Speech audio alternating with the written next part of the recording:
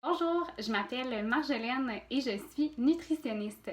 Aujourd'hui, avec Aleida, on a décidé de vous présenter une capsule vous permettant en fait de faire des lunchs plus efficaces. Saviez-vous qu'en général, on peut faire plus de 900 lunchs pour nos enfants dans une année scolaire? On s'entend, c'est énorme. Souvent, on manque d'idées, on manque de patience, on ne sait plus quoi faire, on a un système qui fonctionne plus ou moins. Bien, aujourd'hui, je vais essayer de vous donner des trucs pour remédier à tout ça. Donc, en général, au niveau des lunchs, les problèmes qu'on rencontre, on manque d'idées, on manque de temps et les enfants ne veulent pas nécessairement s'impliquer. En fait, le fait d'impliquer votre enfant va non seulement l'aider à comprendre un lunch équilibré, qu'est-ce que c'est, mais ça va aussi lui permettre de développer son autonomie. Donc, dès le primaire, un enfant peut faire son lunch. Au secondaire, donc, il sera encore plus autonome, donc ce qui est gagnant pour vous, mais également pour lui. Mon premier truc, en fait, c'est de planifier. Donc, c'est de décider quand les lunchs vont être faits et qu'est-ce qui va être mangé. Concernant le quand les lunchs sont faits, certaines familles aiment ça les faire le soir après le souper. Certaines familles, c'est plutôt le matin. Peu importe quand vous décidez de faire les lunchs, ce qui est important, c'est de le décider à l'avance. Ça permet non seulement de sauver des chicanes avec vos enfants, à savoir quand les lunchs sont faits, mais également de donner un environnement qui est assez sécurisant à votre enfant. Il sait quand le lunch doit être fait. Donc, il y a une certaine horaire qui est établie, une certaine routine. Donc, c'est très sécurisant. Ensuite de ça, la deuxième chose qui est super importante, c'est de déterminer qu'est-ce qui est mangé.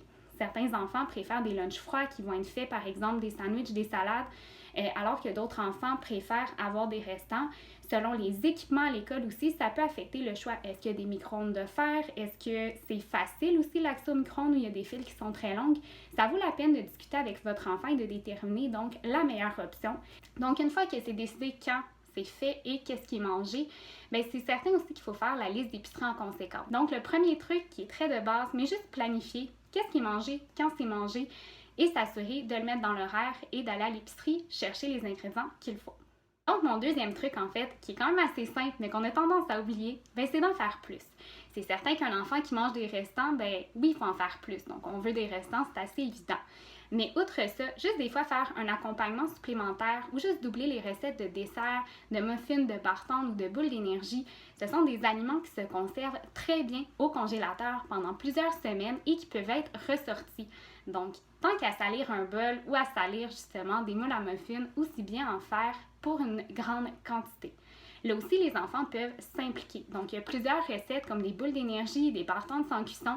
Les enfants peuvent mettre les mains à la pâte dépendamment de leur âge. Donc, s'ils sont un peu plus jeunes, par exemple, des boules d'énergie peuvent les rouler eux-mêmes. Quand ils sont un peu plus vieux, peut-être qu'ils peuvent actionner le robot eux-mêmes, peut-être qu'ils peuvent aider aux mesures.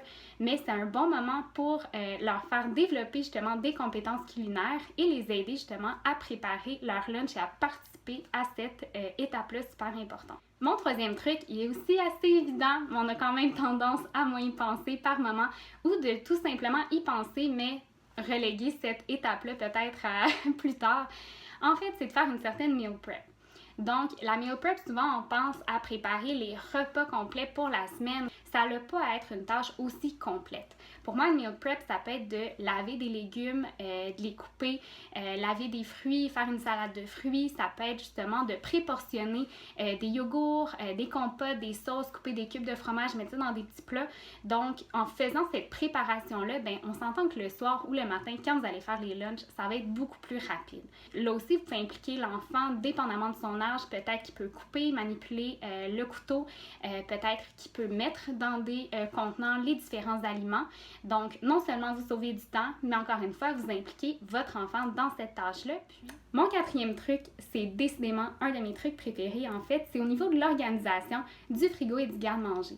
Ce truc-là, je l'ai recommandé à beaucoup de familles et on a eu des super beaux résultats. En fait, c'est de mettre des bacs dédiés aux collations dans le garde-manger et dans le réfrigérateur. Donc, au moment de faire le lunch, souvent, on a juste à assembler. L'enfant, il peut faire lui-même son lunch de cette façon-là parce qu'il peut piger dans le bac à collation. Le fait que ce soit vraiment bien organisé, ça l'aide l'enfant à savoir où sont les collations. On perd moins de temps, on va moins chicaner et encore une fois, ben, c'est facile pour lui de faire son lunch, bien sûr sous supervision, dépendamment de son âge. Ça me fait vraiment plaisir de vous avoir présenté cette capsule. Mon nom est Marjolaine Cadieux et on se retrouve bientôt.